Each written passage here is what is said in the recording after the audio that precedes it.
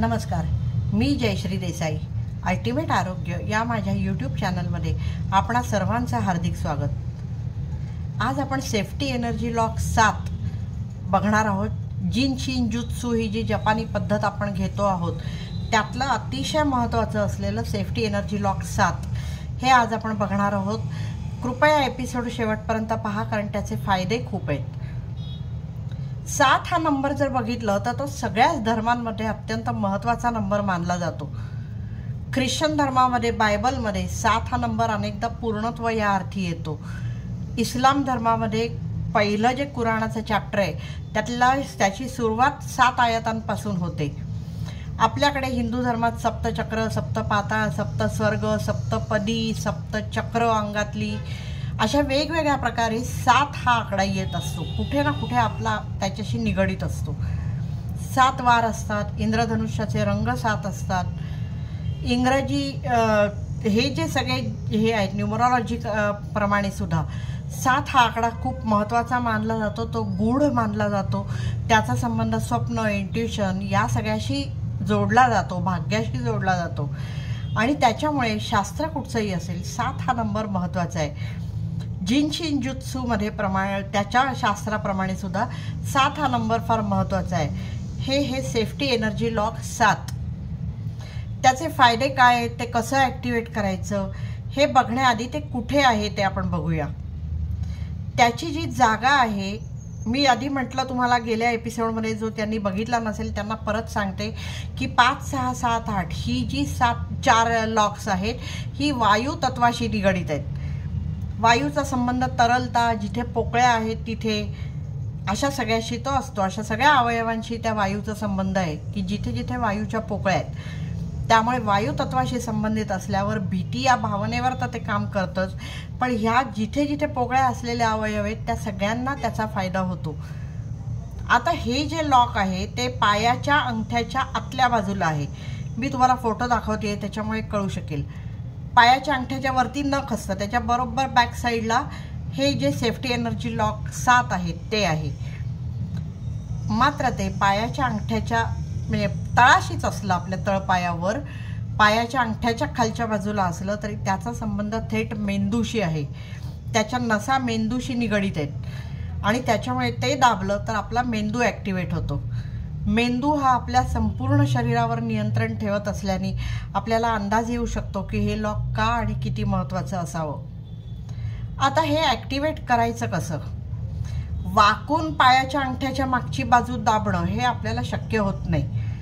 काही जण बसून ते करतात, म्हणजे बसून पण असं उकिडवं बसून पायाच्या अंगठ्याच्या मागची बाजू दाबतात. काही जण बसफुगडीसारख्या पोझिशनमध्ये वगैरे बसून ते करतात. पण शरीर जर तेवढं फ्लेक्झिबल नसेल तर तेवढंही काही करायची गरज नाही. आपण सरळ मांडी घालून बसावं किंवा एकदा एक पाय दुसऱ्या गुडघ्यावर आणि दुसऱ्या वेळेला तो पाय त्या गुडघ्यावर अशा तऱ्हेने ठेवून ते दाबलं तरीसुद्धा चालू शकतं. म्हणजे एका वेळेला एक पाय वर घेऊन ते दाबलं तरीसुद्धा चालू शकतं. एकाच वेळेला दोन्ही अंगठे दाबले गेले पाहिजेत असं काही नाही. त्यांच्या पद्धतीप्रमाणे प्रत्येक ठिकाणी ते क्रॉस हात करून दाबतात, पण तेही आपल्याला कठीण जाऊ शकतं. ज्यांचे शरीर लवचिक येते ते करू शकतात, पण त्याच्यासाठी वाकून बसा आणि मग हात असे धरून ते ह्यानी हा आणि त्यांनी तो असा अंगठा दाबा. हे जरा अडचणीचं ठरू शकतं, तेवढं नाही केलं तरी चालू शकतं. माझा अनुभव असा आहे की ते अंगठा दाबला गेल्याशी मतलब आहे आतल्या साईडनी, तर तुम्ही कसाही दाबा. किती वेळ दाबायचा? तर कितीही वेळा आणि कितीही वेळ दाबा.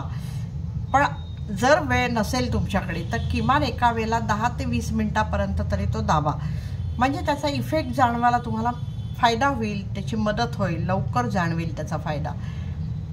आता हे जर असे अंगठे दाबणं शक्य नसेल तर त्यांनी काय करायचं, तर त्यांनी उभं राहायचं आणि मी आधीच्या एपिसोडमध्ये दाखवलं, आताही फोटो दाखवते तसं दोन्ही जांघांवर आपले हे दोन्ही हात ठेवायचे. याने सुद्धा ते सेफ्टी एनर्जी लॉक 7 जे आहे ते ॲक्टिवेट होऊ शकतं. आणि तेही शक्य नसेल तर आपली ही जी अनामिका आहे, रिंग फिंगर, ही दाबायची. ही दाबली तरीसुद्धा त्याचा फायदा आपल्याला त्यांनीच होतो. आता आपल्याला माहिती आहे ही जर दाबली तर ह्याचा संबंध कोणत्या भावनेशी आहे, तर दुःखाशी आहे. म्हणजे दुःख कमी व्हायला मदत होते ह्यांनी हे केलं तर. हार्टशी कुठेतरी हे निगडित आहे, त्यामुळे हार्टसाठी फायदा होतो, श्वसन संस्थेला याचा फायदा होतो. ज्या सगळ्या निगेटिव्ह इमोशन्स आहेत त्या कुठे ना कुठे एकमेकांशी निगडित असतातच, त्या दूर व्हायला ह्यांनी मदत होते. जर डोकं असह्य दुखत असेल, संबंध डोक्याशी आहे, डोकं असह्य दुखत असेल तर तिथे जर दाबलं अंगठ्याच्या बॅकसाईडला, मी दाखवते परत कुठे दाबायचं आहे ते, तिथे जर दाबलं तर डोकंदुखी कमी होते आणि हळूहळू थांबते. एखादं मूल जर पिसाटल्यासारखं रडत असेल तर त्याच्याही अंगठ्याच्या इथे दाबलं तर त्याला शांत करण्यासाठी उपयोग होतो. आणखीन महत्त्वाचा सगळ्यात ह्याच्यात भाग म्हणजे हे मेंदूशी निगडित आहे, मेंदूवर प्रभाव टाकतं. मेंदूमध्ये पिट्युटरी ग्लँड, पिनियल ग्लँड्स यासारख्या महत्त्वाच्या अंतःस्रावी ग्रंथी आहेत. त्यांचं कामकाज सुधारायला यांनी मदत होते आणि त्यांचं कामकाज सुधारलं की आपल्या शरीरातल्या सगळ्याच अंतःस्रावी ग्रंथींचं काम सुधारतं. आणि त्यामुळेच जर थायरॉईडसारखे विकार असतील तर त्यासाठी सुद्धा त्याला ह्याचा फायदा होऊ शकतो या उपायाचा. आपला मेंदू अनेकदा काम करून शिणतो, थकतो. तो जर त्याला इन्स्टंट रिलीफ हवा असेल तरी हा उपाय करून बघा, तुम्हाला आराम वाटेल. स्ट्रेस कमी व्हायला, थकलं असू आपण तर ते कमी व्हायला, या सगळ्यासाठी मेंटल फटीग त्यासाठी याचा उपयोग खूप चांगला होतो. मी करून बघितलंय, तुम्ही करून बघा, तुमचे अनुभव मला कळवा. अनेकांना ह्या पद्धतीचा फायदा होतोय असं लोक कळवायला लागलेत. मला त्याचा खूप आनंद आहे, कारण साधी सोपी पद्धत आहे. त्याला काहीच म्हणजे बाहेर डॉक्टरकडे जायची गरज नाही आणि आपल्यालाही फार काही तामझाम करायची गरज नाही. सहज सोप्या पद्धतीने आपण हे आपल्या व्याधी दूर करू शकतो. करून बघा आणि तुमचे अनुभव कळवा. ही अशीच माहिती घेऊन मी दर शनिवारी आपल्या भेटीला येणार आहे. मात्र ती आपल्यापर्यंत पोचायला हवी असेल तर आपण हे चॅनल लाईक, शेअर आणि सबस्क्राईब करणं गरजेचं आहे. आपण ते कराल अशी आशा आहे. करा अशी माझी तुम्हाला विनंती आहे. तूर्त इथेच थांबते. धन्यवाद.